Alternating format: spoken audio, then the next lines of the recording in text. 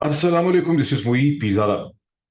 22 अगस्त 2023 मंगल के दिन का पाकिस्तान में बड़े भरपूर तरीके से आगाज हो चुका है।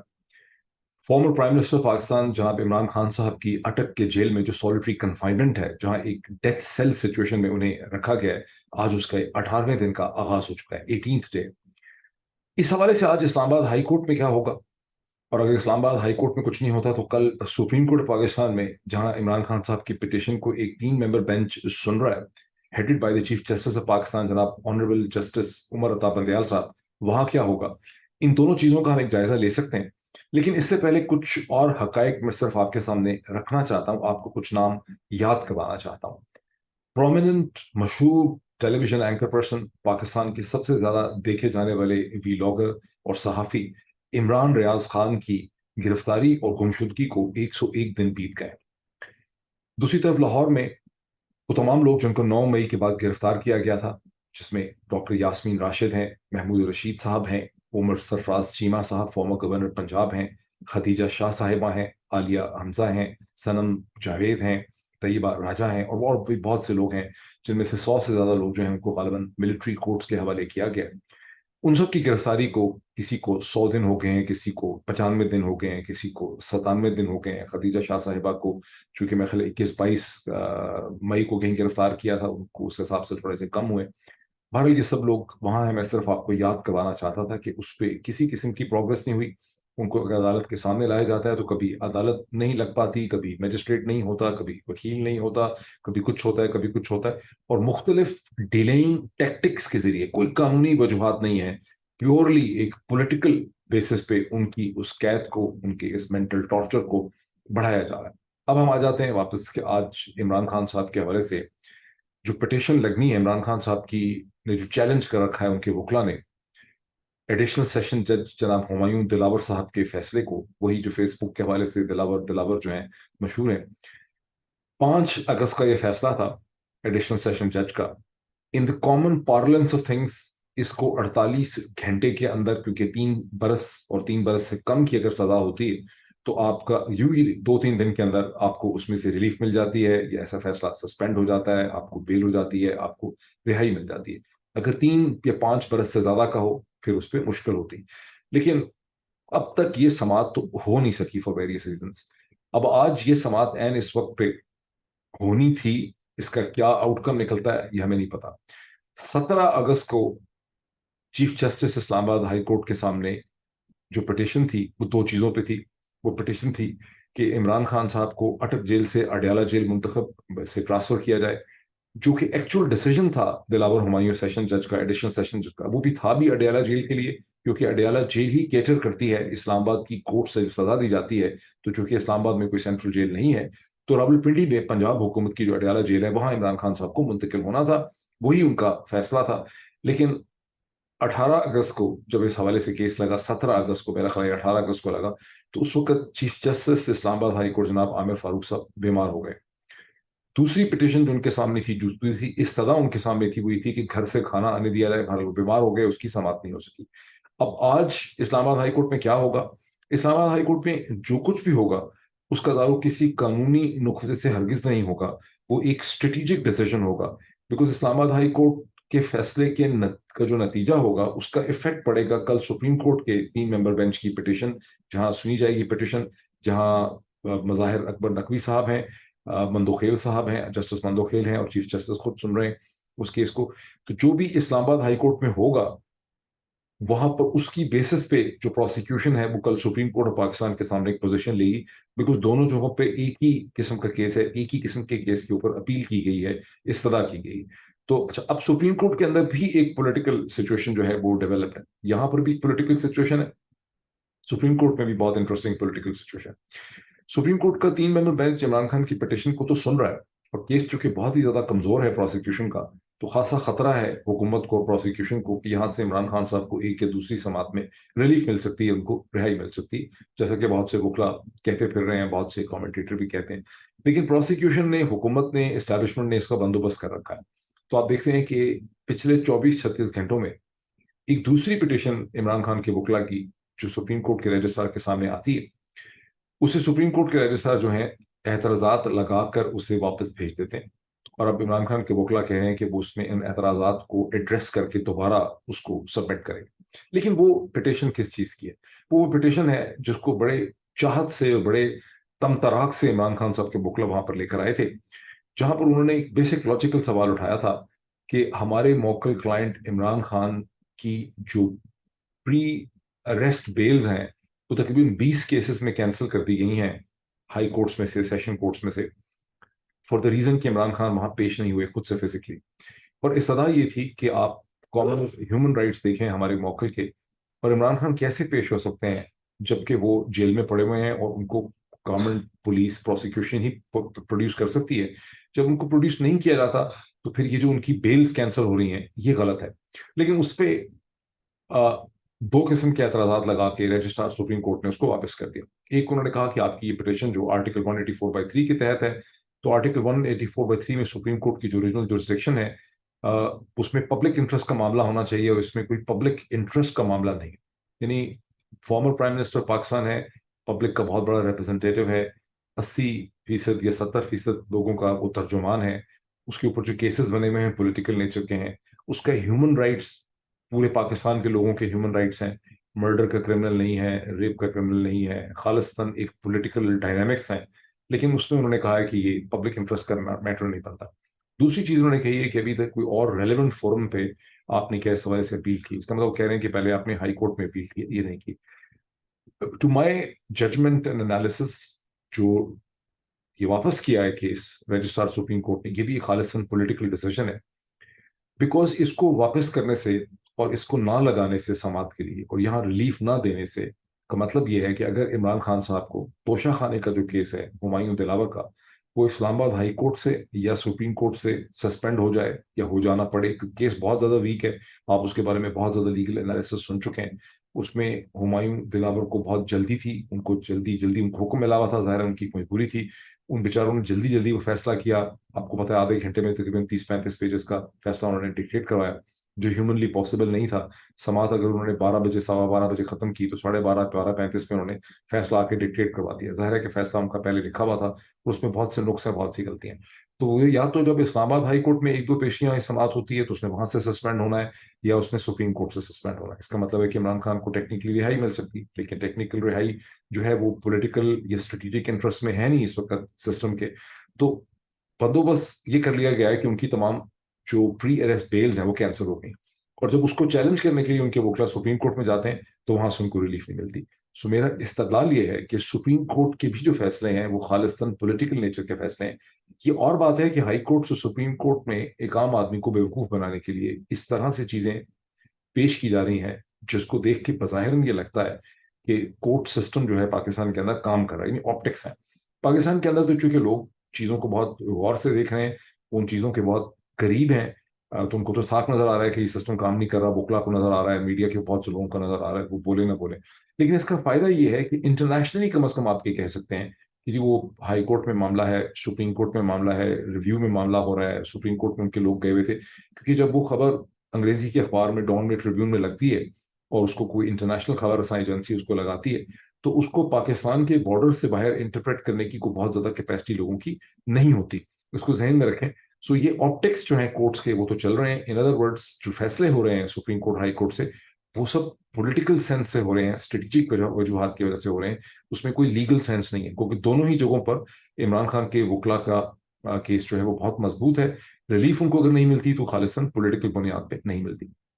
اب پھر ہوگا کیا؟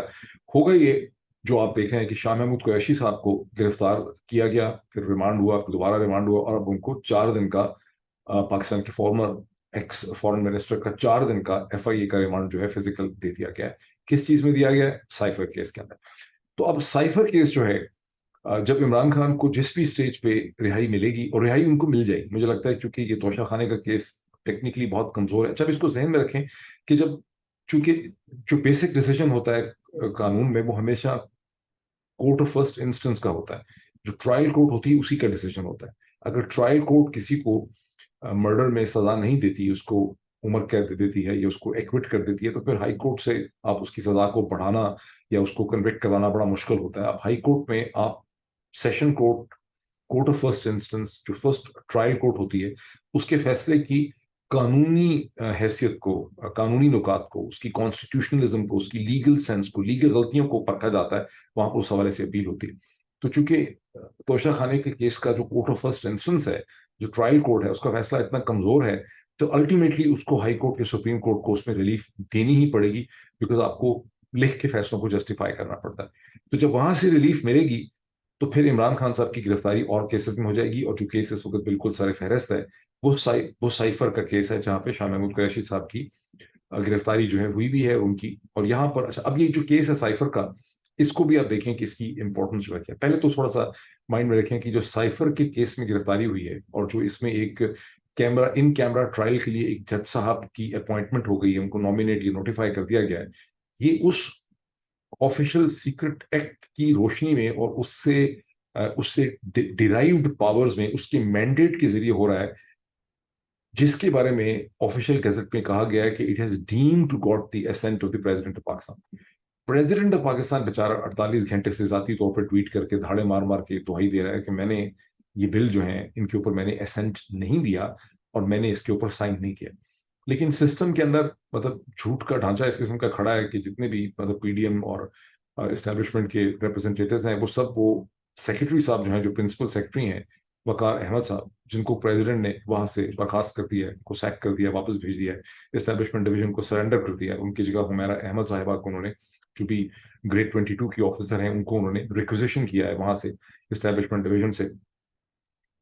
वकार अहमद साहब ने खत लिखा है, जिस खत में उन्होंने अपनी दुहाई दी है। और बड़े अफसोस की बात है कि मैं देख रहा था कोई इरफान साहब हैं, रिपोर्टर या कॉरेस्पॉन्डेंट हैं डॉन के, उन्होंने वकार अहमद जो प्रिंसिपल सेक्रेटरी थे, जिनको वापस भेज दिया गया है, उनके लिए बड़ी दुहाई दी। ऐसा उन्होंने एक स्टोरी लिखी हुई है डॉन में, जिसको पढ़ के ऐसा लगता है कि वकार साहब जो हैं वो बहुत सच बोल रहे हैं।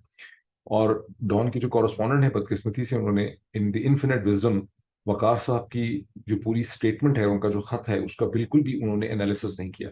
अगर यही स्टोरी वॉशिंगटन पोस्ट में छपती, न्यूयॉर्क टाइम्स में छपती, तो कम से कम एक दो पैराग्राफ में उनकी पूरी स्टेटमेंट का एनालिसिस तो किया जाता। लेकिन पाकिस्तान में इसका रवाज नहीं है, या मजबूरी है, या जो भी है, नहीं किया गया। वकार अहमद साहब ये फरमा रहे हैं कि मैंने दोनों बिल हैं, एक दो तारीख को एक बिल इसमें से ऑफिशियल सीक्रेट एक्ट का है, जिसका मैं अभी जिक्र भी कर रहा हूँ, जिसकी रेलेवेंस की बात हो रही है, जिसकी रोशनी में शाह महमूद कुरैशी साहब को और इमरान खान की गिरफ्तारी होनी है, और शाह महमूद की हुई भी है। तो जो एक ऑफिशियल सीक्रेट एक्ट है, दूसरा आर्म फोर्सेस एक्ट है, पाकिस्तान आर्म फोर्सेस एक्ट है, अमेंडेड एक्ट है, दोनों 2023 के एक्ट है। वकार साहब कहते हैं कि एक बिल मैंने प्रेसिडेंट के ऑफिस में भिजवा दी थी, फाइल मैंने 2 अगस्त को, साथ मैंने उसमें लिख दिया था कि इसके 10 दिन 11 अगस्त को खत्म हो जाएंगे। दूसरा मैंने 8 अगस्त को भिजवा दिया था, मैंने कहा था इसके 10 दिन जो है 17 या 18 अगस्त को खत्म हो जाएंगे। तो प्रेसिडेंट ने वो फाइलें जो हैं उस पर कुछ लिख के वापस भेजा ही नहीं। अब वकार साहब इस चीज की बेसिस में इस्तेमाल कर रहे हैं कि मैंने तो लिख के भेज दिया था। भाई, आपने जो लिख के भेजा वो था ही गलत फैक्चुअली तौर पे। यानी वकार साहब की और उनको सपोर्ट करने वाले तमाम लोगों की जो डिफेंस है वो ये कि वकार साहब जो हैं principal secretary to the president, the former principal secretary, उन्होंने उसके ऊपर लिख के ये नोट डाल दिया था कि 10 दिन इसके फला तारीख को पूरे हो जाएंगे। लेकिन इसकी तो कोई अहमियत ही नहीं है, इसलिए कि कॉमन लॉ में, जिसका पाकिस्तान हिस्सा है, प्रेसिडेंट के पास पहली दफा जब एक फाइल भेजी जाएगी after the national assembly and senate, तो उसको अगर प्रेसिडेंट लिख के एसेंट नहीं देता, तो वो किसी भी सूरत में वो पास नहीं हो सकती। आप उसको किसी भी सूरत में ये नहीं कह सकते कि it was deemed to have the presidents accent. यहां पर इसकी सिग्निफिकेंस ये है कि चूंकि नेशनल असेंबली खत्म हो रही थी, पार्लियामेंट डिसफंक्शनल हो रही थी, 9 अगस्त को प्रेसिडेंट ने वो फाइलें वापस नहीं भेजी, प्रेसिडेंट ने फाइलें अपने पास रख ली, बिकॉज इट वाज अंडरस्टूड कि अब कोई नेशनल असेंबली होगी ही नहीं जिसने इसके ऊपर फैसला करना है। तो प्रेसिडेंट जब उस फाइल को वापस नहीं भेजता दोनों दोनों केसेस में, और उसके ऊपर कुछ भी नहीं लिखता, तो वो चीज सारी की सारी रुक जाती है। और अब ज़ाहिर है अगली पार्लियामेंट जो इलेक्ट होगी, इलेक्शन के बाद वही आके इन बिल्स का फैसला कर सकती है। बात बड़ी सिंपल सी है, और जो अच्छे वकील हैं उन्होंने इसके हवाले से बहुत सी एक्सप्लेनेशन दी है, वो टेलीविजन के ऊपर भी आप देख सकते हैं, सोशल मीडिया पे देख सकते हैं, लेकिन अखबारात में आपको ये चीज़ कहीं लिखी हुई अंग्रेजी अखबारात में नहीं मिल रही। वन सेकेंड, इसकी क्या सिग्निफिकेंस? इसकी सिग्निफिकेंस ये है कि पाकिस्तान के अंदर जो उर्दू स्पीकिंग कम्युनिटी है, उसको तो ठीक तरह से पता चल रहा है, वोकला को, बार एसोसिएशंस को, मीडिया को पता चल रहा है कि क्या ड्रामा ढकोसला हो रहा है।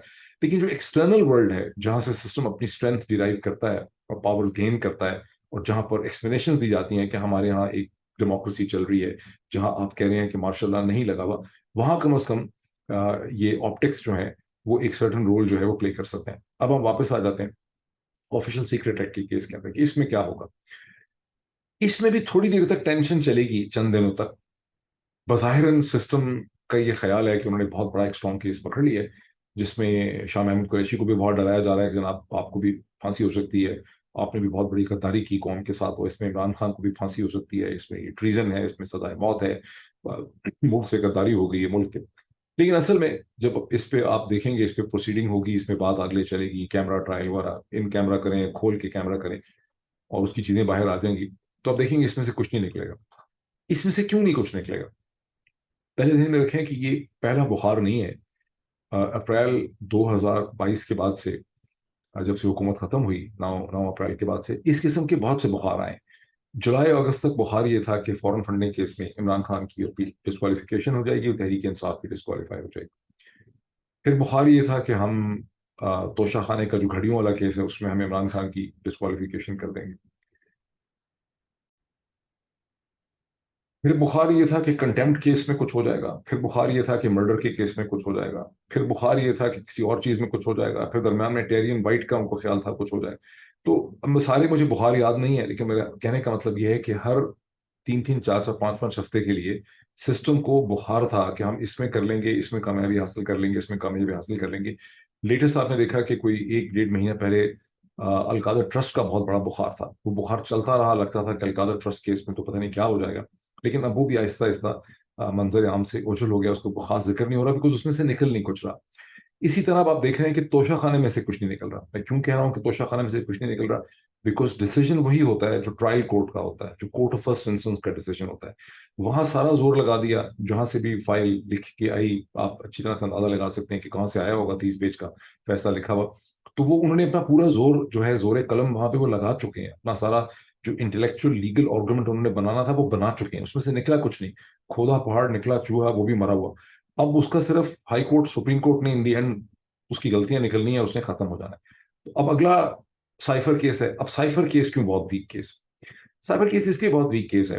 اس کے اوپر پہلی جو بات ہے, اس کے اوپر بہت زیادہ لیوے ہو چکی ہے. اسٹارٹنگ فرام 27 مارچ جب عمران خان نے وہ لہرایا, اس کے بعد اس کے اوپر اتنی بحث ہو چکی ہے, اتنی بحث ہو چکی ہے, اتنی بحث ہو چکی ہے کہ اس کے اندر اب کچھ بچا نہیں ہے. اس کا سارا جوس, اس کا سارا مسالہ نکل چکا ہے. اس میں کوئی سینسیشنلزم نہیں ہے, اس میں کوئی نئی چیز نہیں ہے. اور یہاں یہ جو سارا کا سارا کیس ہے, یہ پریڈیکیٹ کرتا ہے, یہ کھڑا ہے ایک وعدہ معاف گواہ ٹائپ سچویشن میں, جس طرح سے ذوالفقار علی بھٹو کے خلاف 1979 کے اندر, 77 اور 79 کے درمیان میں جو ایف ایس ایف کے ڈائریکٹر تھے, ڈائریکٹر جنرل تھے مسعود محمود صاحب, ان کو وعدہ معاف گواہ کے طور پر استعمال کیا گیا تھا, جنہوں نے کہا تھا کہ جی مجھے ذوالفقار علی بھٹو نے آرڈرز دیے تھے نواب قصوری صاحب کو یا احمد رضا قصوری صاحب کو قتل کرنے کے لیے. اسی طرح سے یہاں پر جو principal secretary, former principal secretary to prime minister of Pakistan جناب اعظم خان صاحب ہیں, ان کی یہ اسٹیٹمنٹ کہ عمران خان نے وہ فائل یا وہ واپس نہیں دیا, سائفر جو تھا وہ اس کی بیسس ہے. اس کے علاوہ اس میں اور کوئی بیسس نہیں, اس میں اور کوئی بیسس نہیں. اب اس میں کیوں یہ بہت ویک ہے؟ اس لیے کہ جو سائفر اوریجنل آیا ہے فورن آفس کے اندر, وہاں سے وہ ڈی کوڈ ہوتا ہے.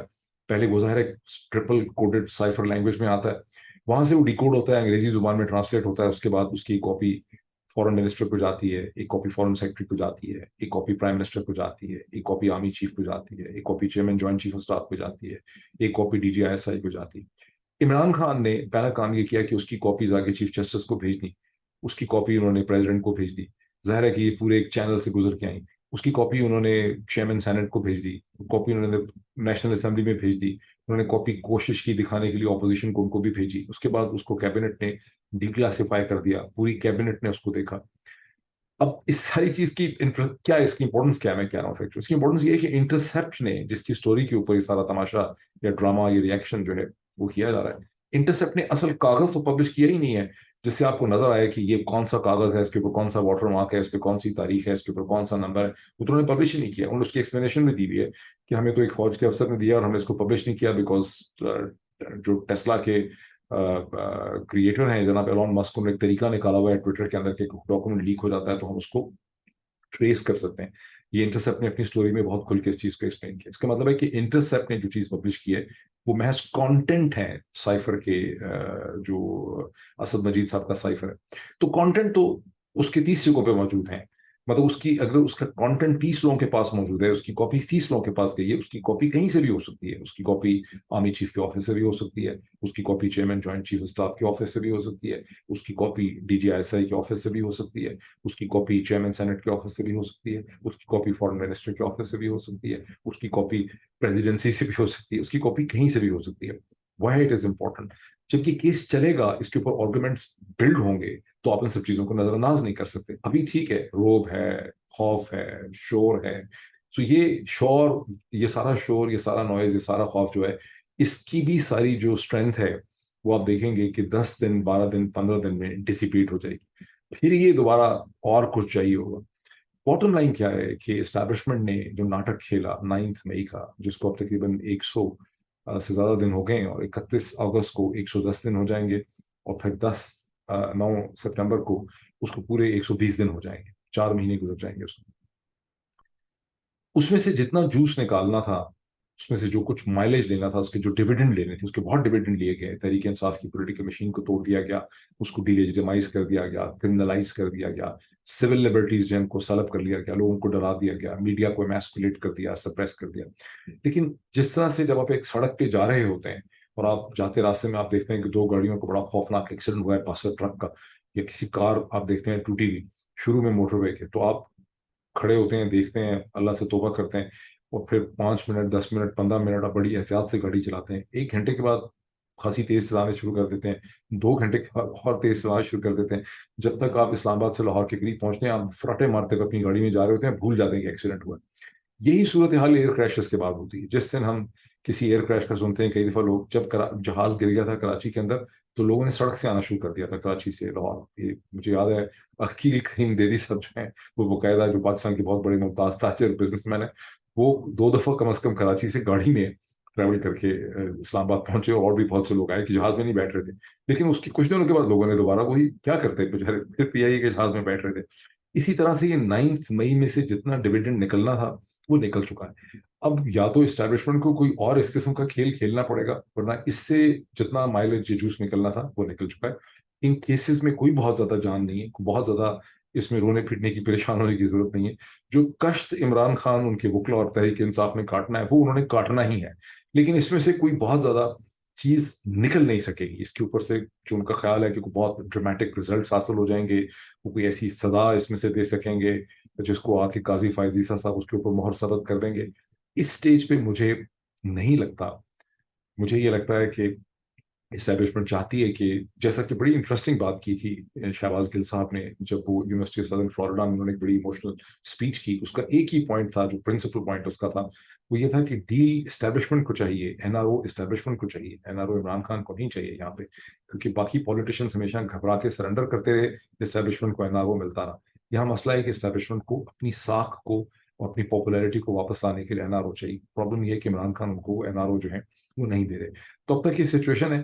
لکھیں، میرا یہ انالیسس اسلام آباد ہائی کورٹ کے حوالے سے، اور سپریم کورٹ کے حوالے سے، اور گرفتاریوں کے حوالے سے، اور سائفر کے حوالے سے کتنا صحیح ثابت ہوتا ہے. ہو سکتا ہے کچھ اس میں غلطیاں بھی رہ جائیں.